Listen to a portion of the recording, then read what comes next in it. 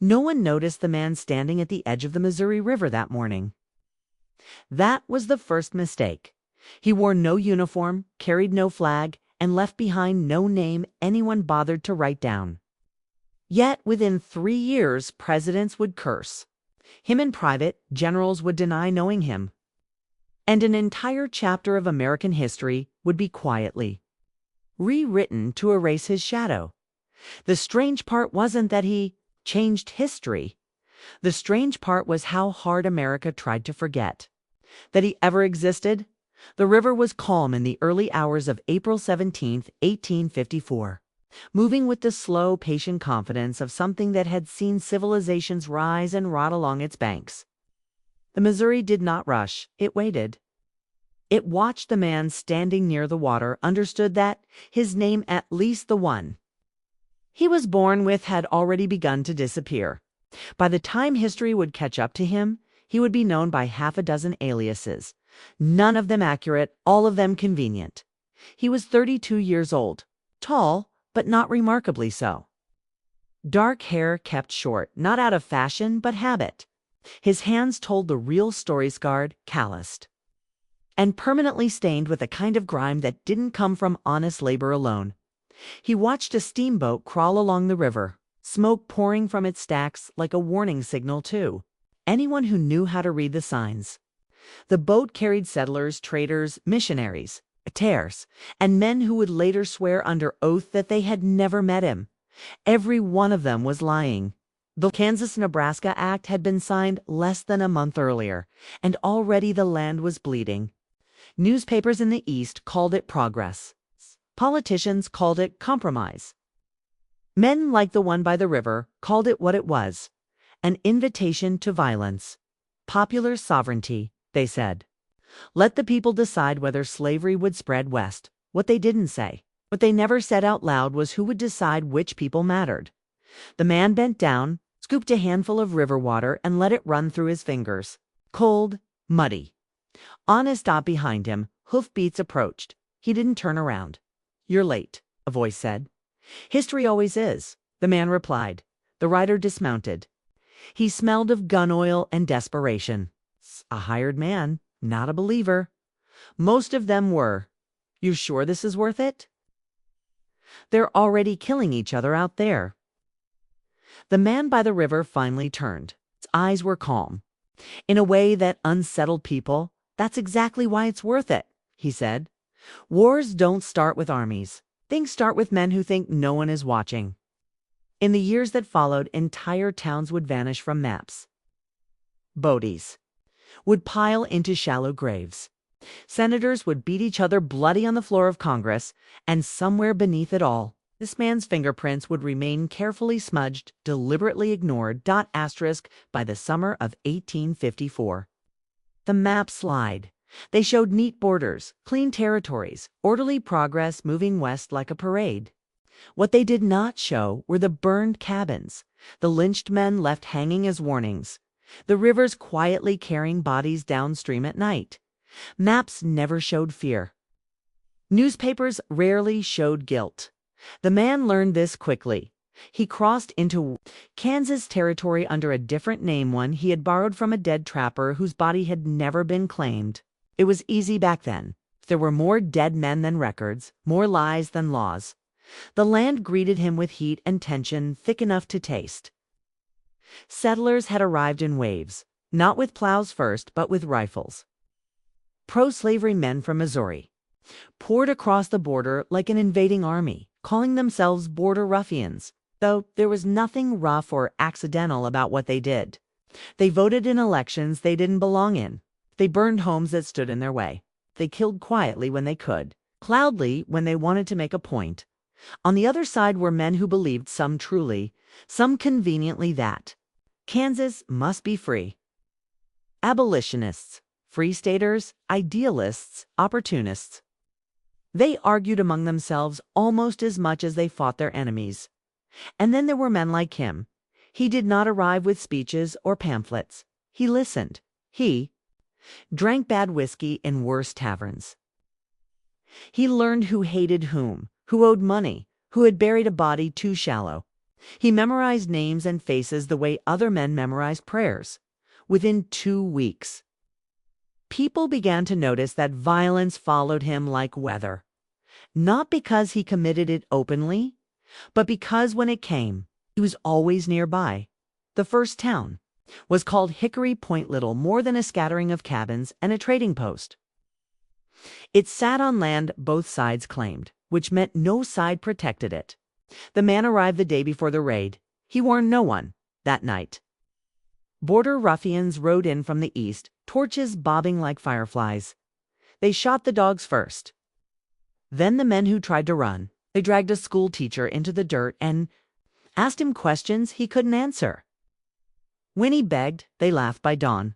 Hickory Point no longer existed. The man stood on a hill overlooking the smoking remains, counting bodies not with his eyes, but with his memory. He knew who would be blamed. He knew who would retaliate.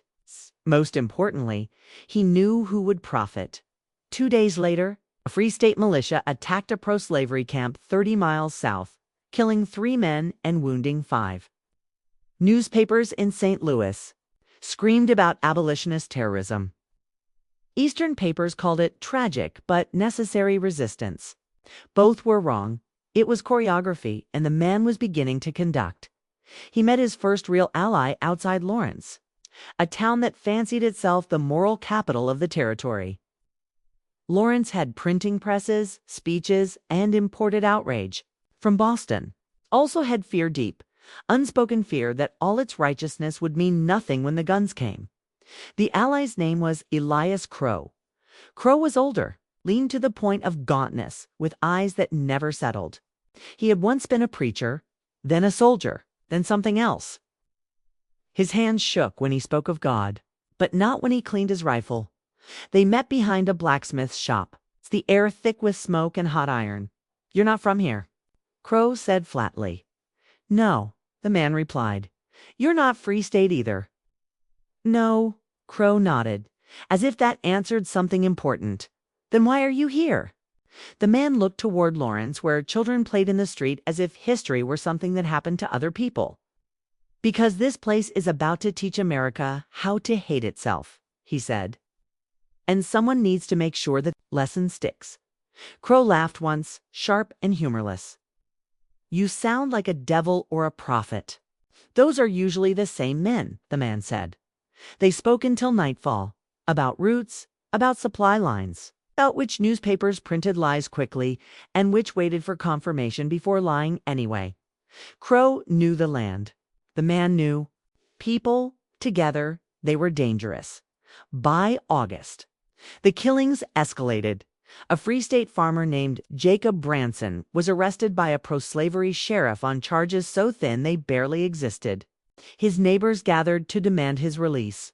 Shots were fired. A man died, then another. The event would later be known as the Wakarusa War, though war was too grand a word for what it really was, a rehearsal that the man rode through the camps. At night, speaking quietly, never staying long, he never told anyone to kill. He simply told them what would happen if they didn't act first. Fear did the rest. When a pro-slavery newspaper press was destroyed in Lawrence, the East gasped. When a Free State man was dragged from his home and murdered days later, the gasp turned into a shrug. Violence was becoming background noise, exactly as planned. But history would later credit others.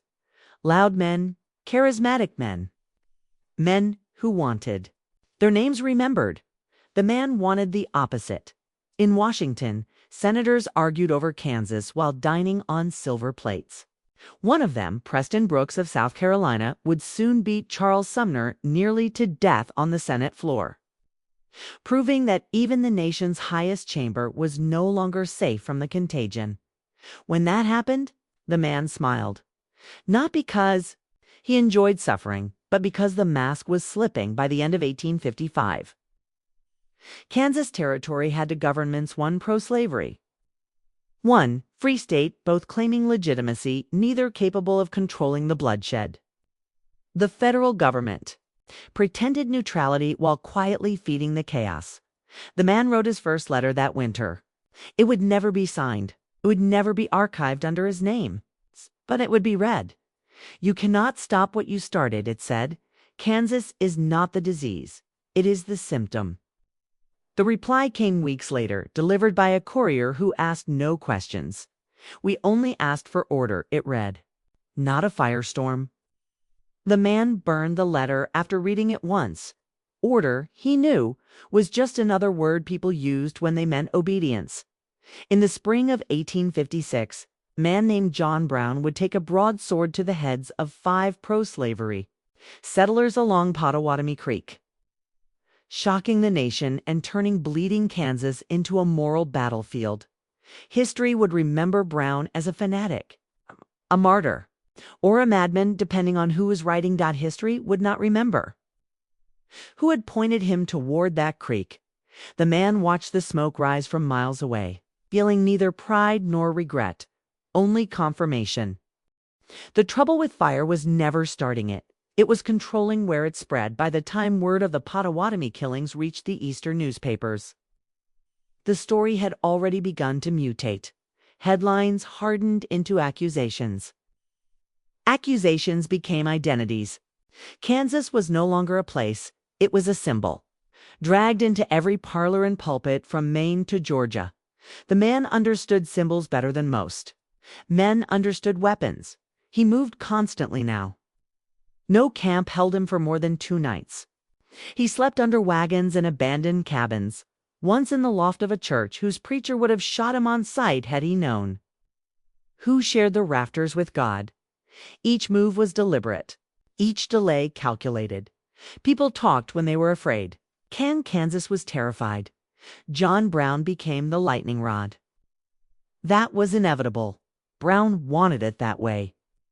He spoke in absolutes, quoted scripture like a verdict, and believed God had personally assigned him the role of executioner.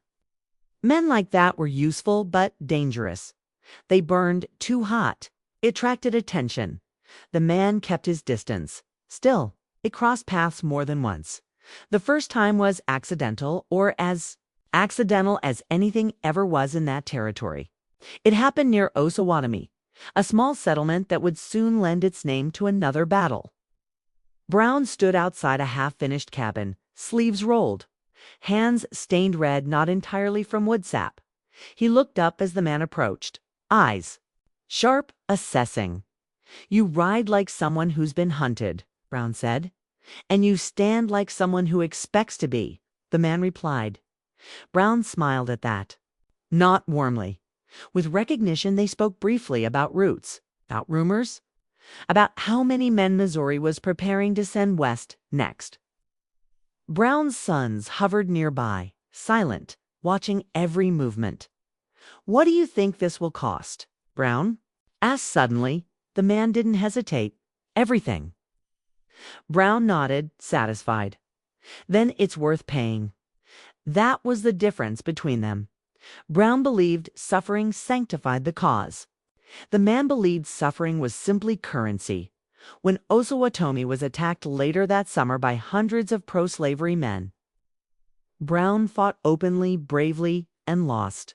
His son Frederick was shot dead. Brown escaped with his life, but his legend grew larger than the defeat. The man watched from a ridge as the town burned, committing every detail to memory. He noted which men fled first, which stayed too long, which officers failed to give orders when it mattered. Failure was instructive by now. Federal officials could no longer pretend ignorance.